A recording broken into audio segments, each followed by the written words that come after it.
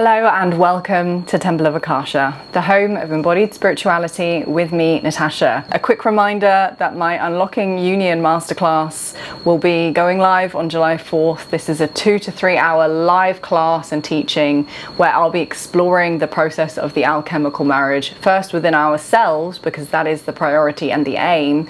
Our own process is always the focus in these teachings, and recognizing that when we focus on harmonizing, aligning and marrying ourselves within, we are then preparing ourselves for sacred union to hold a higher iteration of love in the dynamics that we experience with others, and particularly preparing ourselves for sacred union with a counterpart. So if this is something you're interested in learning more about, and you are really looking to approach this process from a space of self-responsibility, self-love, dedication to God, dedication to the heart, then I encourage you to join us. It's only £11 for the live event. We've already got a really beautiful group of people who have signed up and will be joining us live. I think it's going to be a really juicy and rich experience, so I hope you can join me there. And another quick reminder that if you're not already subscribed to my channel and you enjoy content on embodiment, empowerment and an integrated spiritual awakening process, I encourage you to subscribe, like and share the videos that resonate with you. Okay, let's dive into our topic today. So following on from my previous video on embodiment, today I want to draw on the teachings from the law of opposites and recognizing how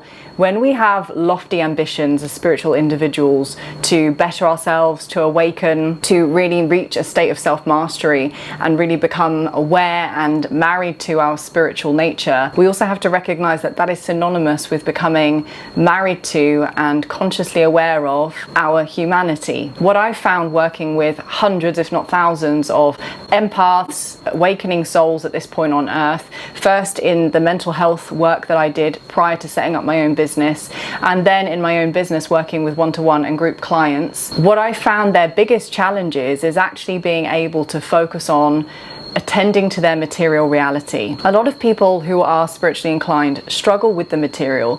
They struggle with the physical, practical, tangible things that we need to move through as humans and also as awakening souls on our journey. So the focus on an awakening and healing journey tends to be on accruing a lot of knowledge, taking up a lot of practices, but the more mundane, essential things to being a functional human are neglected. So for example, most spiritually inclined people will have issues in their relationship with money. The same also goes for very simple but essential parts of the human experience, like the body, health, food, exercise, routines, structures, consistency, things that on a day-to-day mundane level need to be attended to, need to be consistently nurtured in order to flourish. Those are the things that tend to get neglected on a spiritual awakening journey. And my personal process, alongside working with a myriad of clients at this point, has shown me that when we use the law of opposites, when we work with polarities, we can actually understand what needs to be balanced by looking at what the opposite principle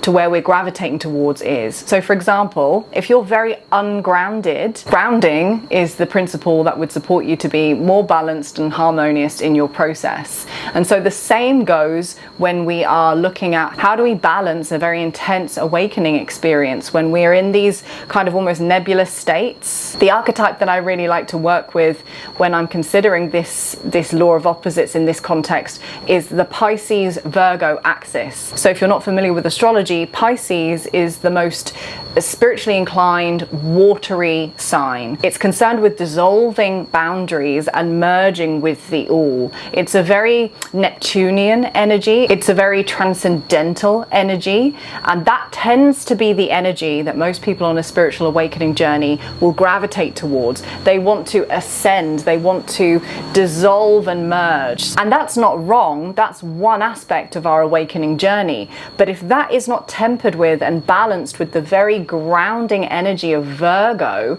Virgo being the earth sign that's most concerned with the day-to-day, mundane, routine-based things that we need to attend to in our human experience, we can become very imbalanced. And so I use the law of opposites regularly when I'm considering what I might need or the people I'm working with might need to feel more balanced, because it's actually a really simple way of understanding your needs in the moment by recognizing what it is that you are very invested in or what you're naturally gravitating towards, and recognizing that to be harmonious, to be in balance, we need to be able to hold different poles simultaneously. And so coming back to the archetypal axis of Virgo and Pisces, if a spiritual awakening is represented by Pisces and that very kind of floaty, disembodied energy, Virgo is what we need to gravitate towards in order to be able to feel more grounded, more embodied, and to make sure that we're actually marrying our spirituality, Pisces, with our humanity, Virgo. I really wanted to make this video to stress the importance of attending to the basics, being able to weave magic into the mundane. I'm very familiar with this axis because it's in my chart. My north node is in the 6th house of Virgo and my south node is in the 12th house of Pisces, so it means that in other incarnations I've spent a lot of time working with these spiritual realms, but this life I'm being guided to really bring that level of spiritual awareness and bring it in and weave it into the human experience. And often the medicine that we need to administer for ourselves can then become the medicine that we offer to others, and that's certainly true in my case. I found that embodiment, grounding, really working with that Virgo archetype and descending my consciousness more and more into my human experience has really stabilized my awakening journey, having been through a very intense Kundalini awakening, having been through 10 years of very tumultuous mental health and experiencing very insidious symptoms of PTSD.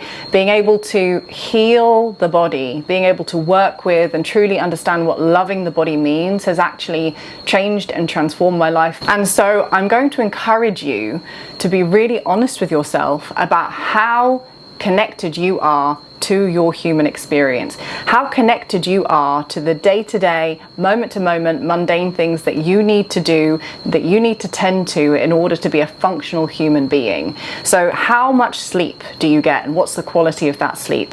What's your diet like? When we're going on an awakening journey, our body's needs change, often very rapidly, and it's really important that if we want to avoid the stagnation of energy in our bodies and in our systems, that we eat according to what we need. Diet is of course a controversial subject, and I think that deserves an entire video in and of itself. I'm not an advocate for one particular diet because I've observed directly how much my body's needs have changed as I've gone through very intense and rapid expansions on my spiritual journey. So what I will invite you to do is lean into your intuition and really feel what your body needs to feel healthy, to thrive, to have more energy, to feel well nourished. Often that means eradicating acidic forming foods like sugar, caffeine, a lot of really poor quality dairy. Just being honest with yourself about whether the diet you are currently maintaining, whether your dietary and eating habits are actually supporting your body to go through this awakening, evolutionary and ascension process. Your body's coming with you on this journey. You can't leave it behind. So it's really important to get really honest about the condition of the body and what the body needs in order to thrive during this process. I've been going through such an intense transformation with my body this year. It feels as though my soul is really getting me to focus on the absolute basics, the foundations, the fundamental. What's my diet like? How much am I moving my body regularly? How much sunlight am I taking in? What's the quality of my sleep like? Really tending to all of the elements that previously I might have neglected in favor of more quote-unquote spiritual practices or spiritual habits, and actually really becoming aware of the condition of the body and being integrated in how I approach my journey, not just focusing on the spiritual dimension of my being, but also really accepting and understanding that the human is just as important and needs just as much love and attention as the spiritual. I've actually just completed an entire month without any refined sugar, and this might not sound like a particularly big deal to anyone watching, but for me this is huge. Sugar has been the substance, the crutch that I've absolutely struggled with for 30 years. I've managed to transform other habits, other mindsets, but sugar has been one of the most persistent and one of the most prevalent addictions and coping mechanisms that I've just really struggled to come into right relationship with. But a month ago when we landed in Bangkok, I ate too much chocolate, my body did not respond well to it, and I finally made the decision. We have to choose fully 100% to be dedicated to something, to choose a different way. And when we make a firm choice, knowing that we're serving something greater than our own will, that's when it really sticks. So I firmly chose no more habituated eating, no more eating sugar, because my body doesn't thrive when I eat sugar. My body is incredibly sensitive to what I eat. I really feel the impact of the quality of the food I'm eating, the types of food I'm eating, and as I go through this Kundalini awakening process, it's as though I can't really hide. Everything is being exposed. All the truth is here. I feel it very strongly when I'm not living in accordance with that truth. And I'm actually so delighted because the last month has been so easeful. I haven't craved sugar. I'm even noticing subtle, naturally occurring sugars in the food I'm eating where I can taste their natural sweetness and it's too sweet for me. I'm also going through a general detoxing process. I've been going through a lot of physical issues with my liver, my gallbladder, a lot of stagnation in these organs. So I'm really tending to the body. I had an incredible abdominal massage which really freed up a lot of energy. I had a colonic yesterday which was incredible and I could really feel the difference straight away. It impacted my energy body in such a profound way. And so I'm really beginning to attend to, with love and devotion, the absolute basics of what it means to be a functional, healthy human being. I've mentioned food, I've mentioned sleep, and of course there are a myriad of other things in our human experience that we have to tend to day to day. How much do we move? What's the quality of that movement? The majority of people just do not move enough. We have very sedentary lifestyles now and our bodies are designed to move. That doesn't always have to be, really vigorous, high impact exercise, but moving consistently and in ways that really help to mobilize and challenge the body, I think is incredibly important. It actually really helps to keep our brains young when we're moving and stimulating the body in new and innovative ways.